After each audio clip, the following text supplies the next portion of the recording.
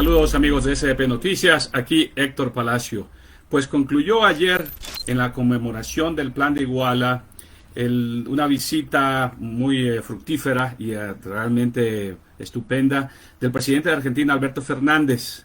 Y se pudo demostrar en esta visita, sobre todo con su retórica estupenda de ayer en Iguala, que con esa presencia suya en Argentina y el liderazgo del presidente López Obrador, es posible pensar en un nuevo latinoamericanismo. Pero yo diría uno, si no vaciado, sí disminuido en su parte idealista del siglo XIX, que dadas las condiciones de esa época después de la independencia de los países de América Latina, pues no era posible, los factores reales de poder, la iglesia, las oligarquías, etcétera.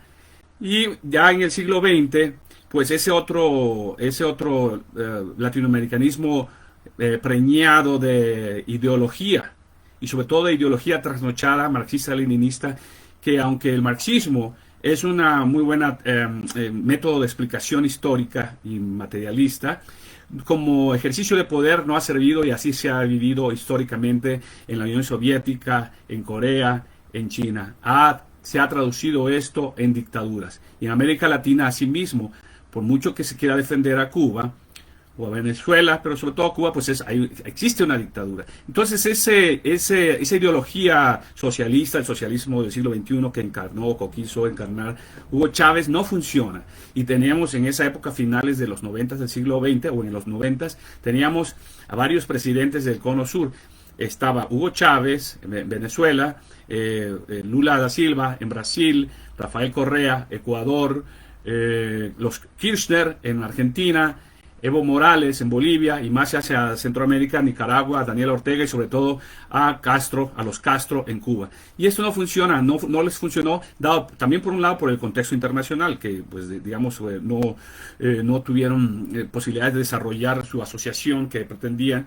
Por otro lado, la ausencia de México, regido en esos momentos por gobiernos neoliberales, la política también intervencionista, acosadora de Estados Unidos, etcétera. Pero por otro lado también por exceso de ideología, porque no se puede imponer a una sociedad, a un pueblo, un programa con base ideológica. Tiene que ser con base en su historia, en sus características y sobre todo en las necesidades del pueblo. Y es lo que se puede ver aquí en este encuentro entre Alberto Fernández, el presidente de Argentina, y Andrés Manuel López Obrador, el presidente de México, esta posibilidad basada en la convicción y en la acción. Es decir, que no tiene poco de idealismo del siglo XIX. Hay que extirpar la ideología prácticamente y abocarse a trabajar en cosas concretas. Por ejemplo, en este caso de las vacunas, que es una emergencia.